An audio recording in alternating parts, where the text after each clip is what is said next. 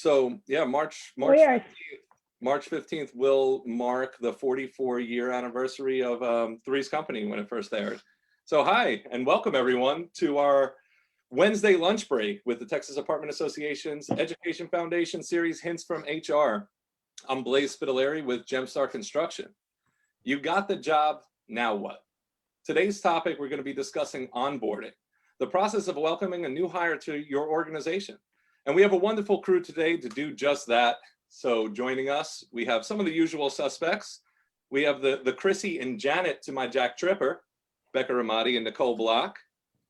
Three's Company, come and knock on our door. Yeah. Our special guest today, an 8-year veteran to HR, 3 years in the multifamily, a huge Beatles fan, from LURIN. Please welcome Delicia De La Rosa. Hi everyone, thanks for having me. Now, Delicia, can you do us the honors real quick and tell us just kind of a brief summary of your organization and what role you play there?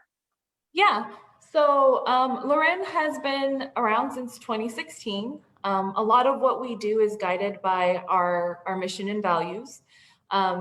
So LURIN is up and coming. We are a fast-growing industry or organization in the multifamily industry. I have been a part of LURIN since July of 2020, and my role and title here is currently the Human Capital Business Partner. So at LURIN, human capital translates to human resources. And the reason that we call it human capital is because we are really deeply invested into our employees. We want to make sure that we're providing them with the growth and opportunity to excel in their professional development and hopefully stay with us for along the way. Excellent. Now, I heard you say you joined in July 2020, so you joined during COVID. So I would like to dive into that. Okay. First, I do want to, onboarding is a first impression that, an organization makes with somebody. And I know, Nicole, you've made a really great reference when we had a quick discussion comparing onboarding to a move-in. Can you elaborate on that? Because I think it's fantastic for people to understand this analogy. Yeah, absolutely. And welcome everyone to Facebook Live Land. We're talking about onboarding because it's crucial. I mean, onboarding has everything to do with your associates' engagement, success, and longevity. And if you don't give them that proper foundation, then they're less likely to stay with you. And if they are, they're not going to be engaged. And so one of the things that we compared it to when we were talking was the move-in experience. Many of you that are watching this are either in our industry or considering it. And there's been study after study that has shown that if the move-in experience goes well, then that resident is 80% more likely to renew. And I think that there are vast parallels, they're going to talk about onboarding and the move-in experience. So again, if that onboarding experience is pre-planned, intentional, and thought out and well executed, then that associate is going to renew, if you will. And they're going to be a great asset for your company. So I wanted to just kind of give you guys that parallel, because there's several companies that don't onboard, and there's several companies that are looking at it, and some of them that do. But as far as what does our process look like, I would liken it to your move-in experience. So I think that's the way we wanted to relate to it today, because we want our associates to stay and be engaged. Absolutely. It takes a lifetime to build up that reputation. It takes a second to crush it. So you want to make sure you don't ruin it right off the bat.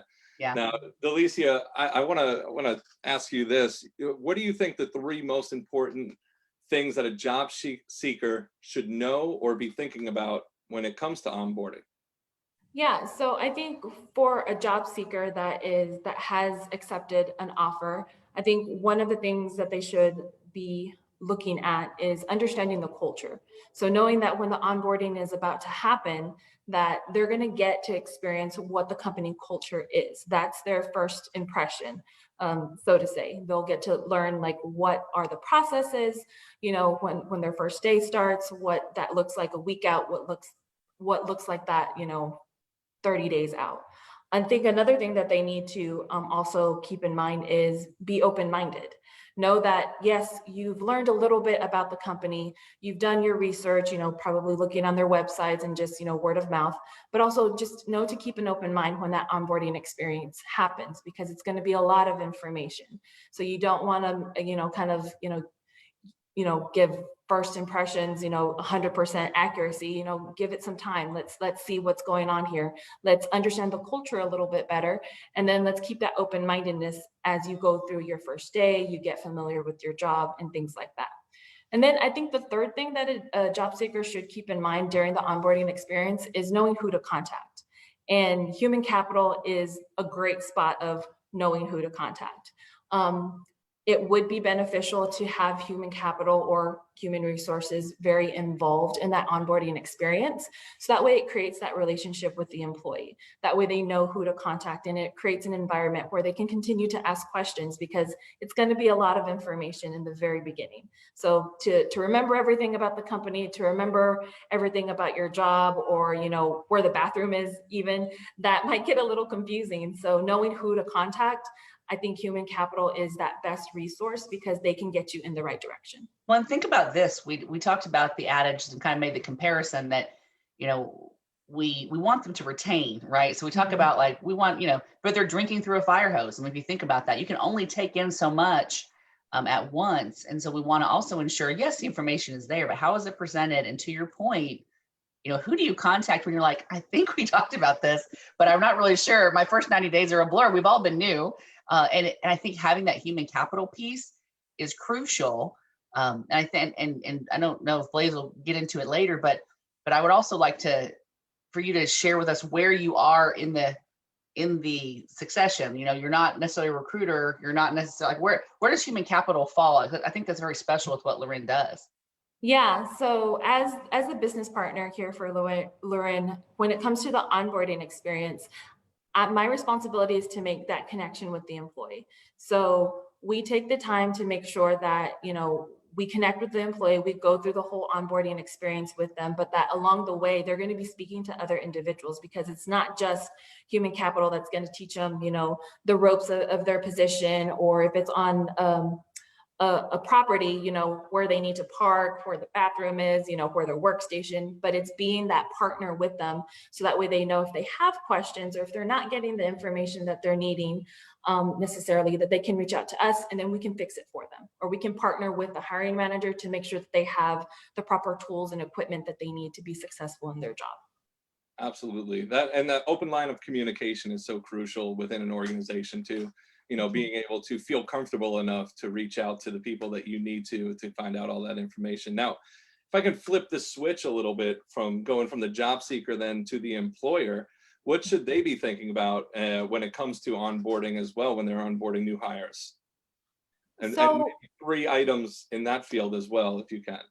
Yeah, so for organizations, if they're thinking about either revamping their onboarding experience or just building it out from the beginning, because sometimes you just don't have one and you want to make that experience even better, I think it's understanding that it's a team effort, but a lot of the effort can come from your human capital department. Let us be that resource for you, so that way you don't have to worry about, are they going to get all the information about benefits? Are they going to know the history about LURIN? Because we want our employees to know the history of LURIN and where we've been and where we're going, because we're continuously growing.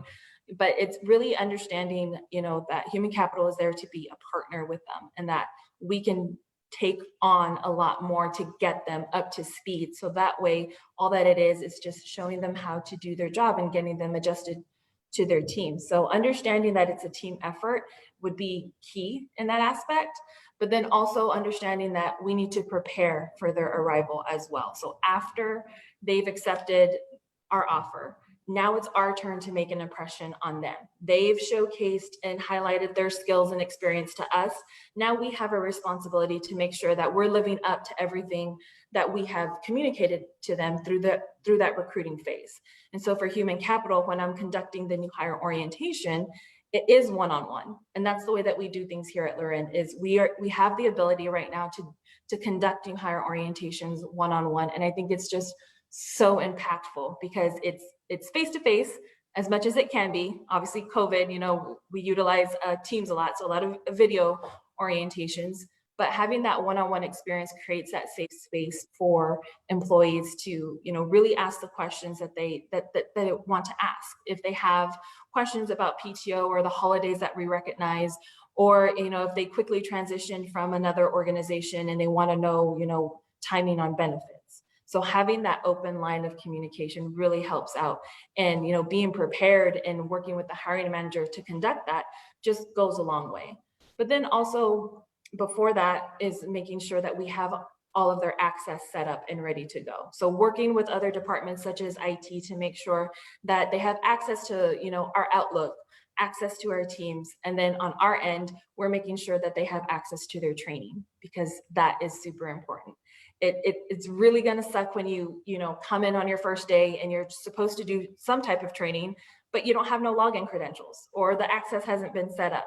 So organizations would really need to understand that it doesn't stop once the candidate says, yes, I want to come on board. We now then have to do the work to make sure that we're prepared to welcome them on their first day. And then I think the last thing that organizations should also keep in mind is, how are we keeping them engaged? So from the time that they accept the offer letter, or they accept the offer that we give them, to the time that they walk into that first door, how are we keeping them engaged? Are we checking in with them?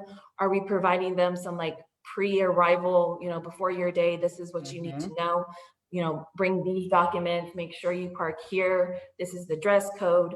If it's a corporate level position, what does the parking situation look like? Do we need to get them badges so that way they can get in and out of the building? Yeah. But more or less, it's just really taking that time to prepare and understanding that it's a team effort, but that human capital can really spearhead that for organizations. Well, and liken it again to the movement experience. I think if we don't have their name badges, their, their business cards at least on order, if we don't have their access for day one for anything, whether it be email or anything like that, they're here, they're ready to go, they're ready to move in, and we don't have their lease prepared, or we don't have their keys ready, or we don't have, the apartment hasn't been walked for the final inspection, so we're going in blind. And too many times I get feedback from people in the industry that happens, and we all experience that. So again, that first impression is crucial, but to Delicia's point, the process starts when they accept the offer. And so if you're not being intentional and getting everything ready to go, then there's just so much more opportunity for error, and then you're winging it. So I think that's really key for that first impression. And that first impression and that first knowledge for the new employer, the new hire, that they are wanted and that people are excited that they're going to be there, it helps, of course. And the opposite, if you don't have a desk and there's no place for you to sit, I mean, how awful does that feel? Do they want me there? Am I needed here? Do they know I was starting? But I think that there's been times, and if you guys have ever had an experience similar to that, to where you drive home and you're like, what did I do? Did I join the right company? Is this who I interviewed with? And we definitely don't want them second guessing that on day one. Right, for sure. And that's what we try to not have happen, is to make sure that their experience is something that they can remember. And then it doesn't just stop there at the first day. So, and then adding a little fun to it too, because it definitely can be and should be a fun experience. So, getting with our hiring managers to make sure that they tour the property, bring them lunch or take them out to lunch, if you can, to get to know them on a personal level, not just as a worker. But then, for a couple examples here, as far as what we do is, we have a name tag ready for them, and it has a fun fact about them. And that's just, it's a good icebreaker. And not only, when they're, working amongst team members or touring prospects, but when we're gathering that information, we get to learn a little bit more about them and have that more personal connection. That's how we knew you were a Beatles fan. Yeah. Hey, Delicia, you did mention that was a lot of information. I think we're going to kind of dissect that through this, but you mentioned doing some check-ins, and I know we talked about the quarterly check-ins, and what has that done for y'all and your organization? How do you see that being a really intricate part in the onboarding process, not only from day one, but continuous? Yeah, so we really try to make sure that our new hires don't feel forgotten. Like after day one, okay, I'm done, let's just get to work. We want to make sure that we check in with them. So what I normally do is I check with them at the 30-day mark, make sure that they have everything that they need. But our quarterly check-ins are on a department level, for our new hires, checking in with them, making sure that, you know, how's it going? How are you liking your job? Do you have everything that you need? And doing that for each and every department, because it's a great way to stay connected. It's also a great way for us, the human capital team, to, you know, deliver information that they're needing to know, things that are going on in the organization, and then also an opportunity for them to ask questions. And then they just get to know our faces that much better, you know? So it then further solidifies that environment of, I can ask questions and I know who to go to ask those questions. And that would be the business partner. That would be me. Well, and I think as an operator, you know, we use the term form over substance a lot. Like, are we just checking a box with onboarding, or is it really serving the purpose you intended it to? And I know I keep paralleling this to our residents, but I think sometimes we have to look at it that way. But we survey the resident when they move in. We call them, we check in on them probably, gosh, every 30, 60, 90 days right before their renewal. And we're asking how it's going. And I think that with associates, if we can catch a challenge, or sometimes it's something as simple, whenever we've asked the question in the past, is that, you know, they're like, you know what, I still don't have access to XYZ. Yep. And it might not be tip of tongue and all the time with them, but you know what, now they're like, you know what, Delicia, I still can't get into whatever platform. Oh, well, hold on, let me follow up on that. Whereas if we never ask and that person is just sitting there and it's going to fall down on their priority list because now they're working, now they're like covering the front or covering the phones, or they're handling service requests, right? So everything takes priority. But again, it just kind of chips away at our credibility. So just asking those questions and making sure that if you do have an onboarding program, it has some sort of substantiated follow-up, then you're going to find out how you're doing on those onboarding processes. Hey, Nicole, I got a question for you, and I don't want to put you on the spot too much here, but has there ever been anything special that has stood out to you during your career that's made the onboarding experience memorable, good or bad? And you can yield this question to the ether if you'd like. Okay, Blaze. Okay, let me do a good one and a not optimal one. How about that? And Beautiful. no names.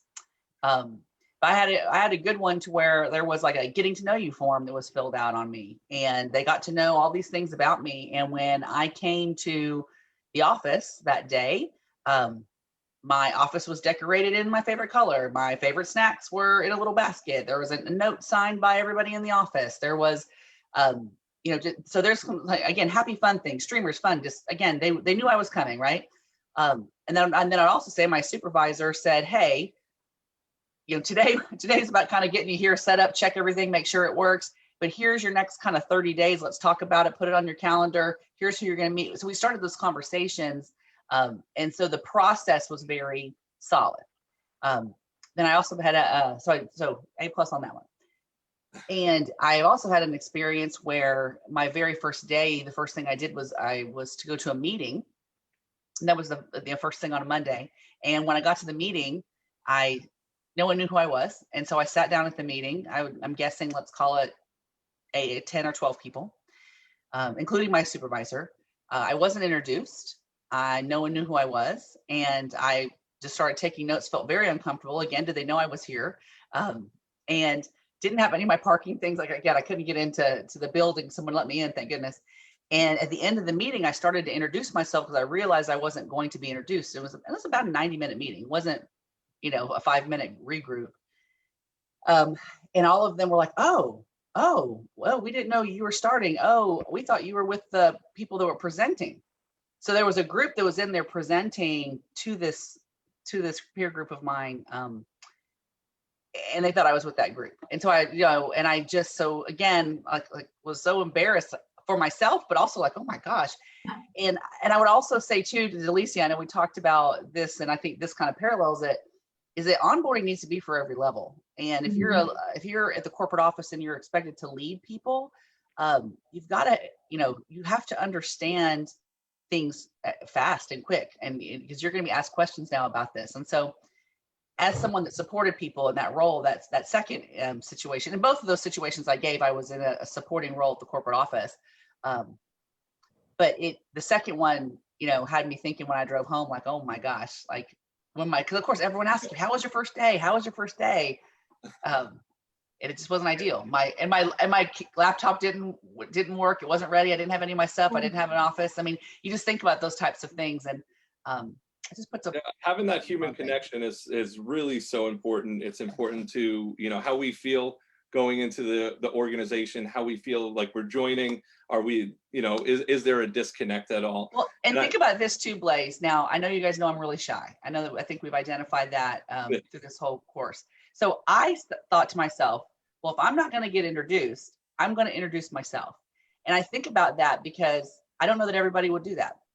You know, I don't know that everybody else would feel comfortable walking around a room of strangers and introducing themselves and saying, hi, it's my first day here and I'm Nicole Block and I'm XYZ. I was still uncomfortable doing that. Now I knew I had to in order to learn who these people were, but I just don't know that every associate would feel the same. Yeah, no, I totally agree. I think that's an awkward situation, and that's why we're having this conversation. So if there's anybody out there looking to improve upon their onboarding process or solidify the fact that they're doing it right, introduce that people. would be a story right there that we need to take into account.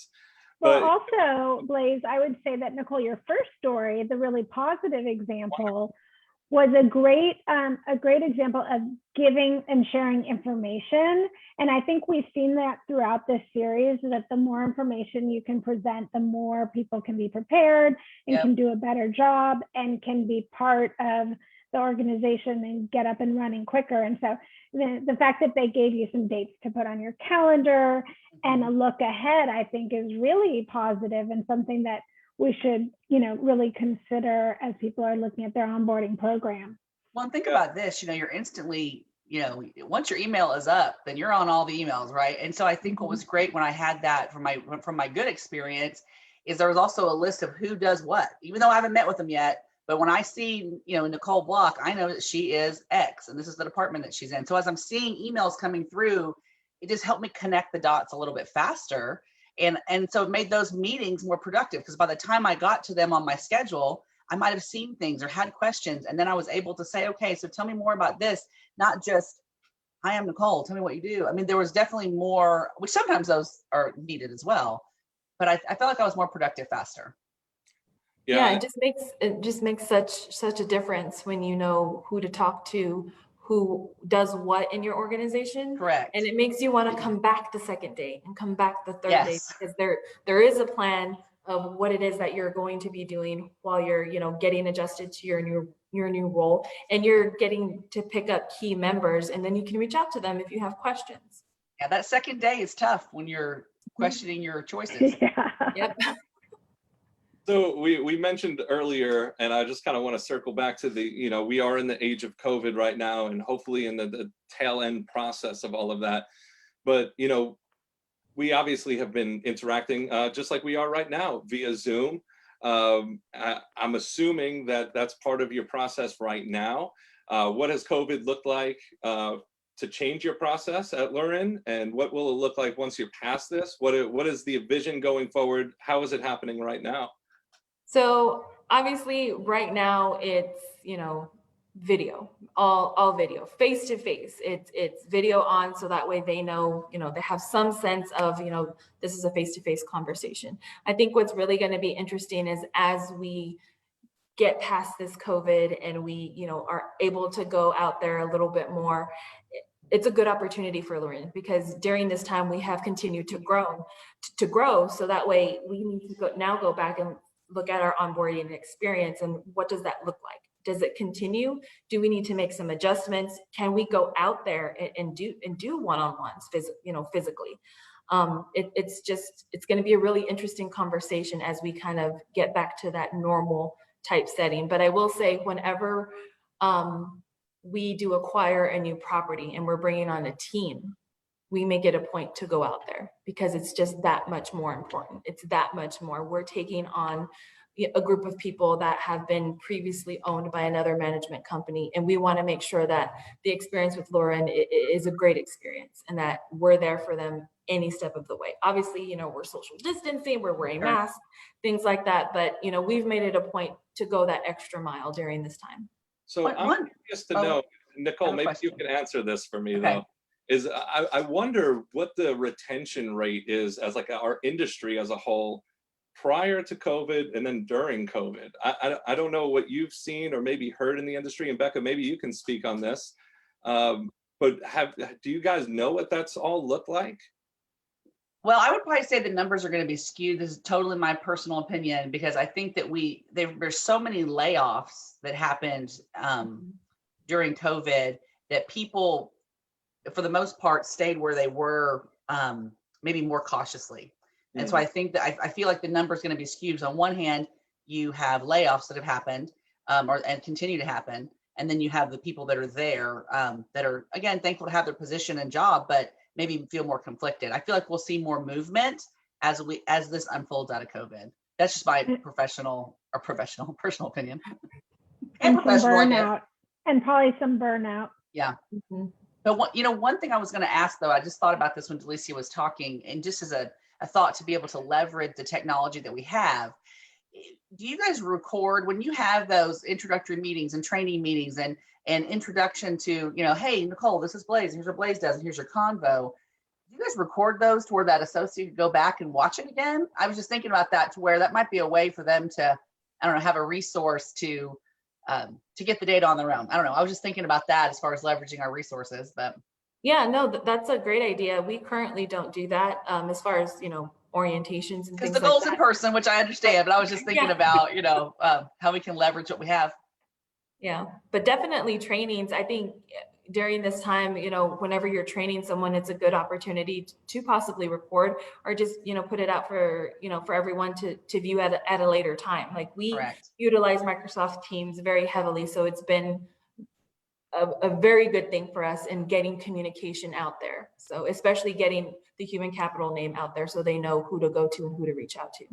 But to your point, Blaze, about turnover, it's going to become a real hot topic really quickly, because you're going to have now all of these, companies like LURIN, they're already kind of ahead of the game. They've been planting those seeds for a long time. So their trees are already starting to grow. The people that haven't are going to be a little bit on their heels, because they're going to start to see attrition. They're going to start to see that burnout or see other people making moves. And so I think that's why it's important to talk about this, because it's definitely coming, but it's been more of a, I think more conservative because of COVID in some cases. And then once we get more of a stable unemployment rate, we get, kind of through COVID and the economy starts to, recover, that I think you'll see more people willing to take that chance. I do want to go back, and you're absolutely correct, but I want to emphasize on that point that you just made about recording these sessions. I really think that's something beneficial that, not only the employer, but the employee can benefit from down the line, that they have the resources, and then maybe they don't have to contact as much unless you want them to, of course. But everyone learns differently. If they, everyone learns differently. So if they just want to go back and say, "Ooh, I remember Delicia said that one thing," they could go in and find it, as opposed to, asking, going back and forth. So it's just one more venue. If you're not doing it, do that and start doing it right away. There's your tip of the day. We just had a breakthrough, a tremendous amount of breakthrough right now. Do we want to touch base right now a little bit more on the positions of all levels and the onboarding process and what that should look like?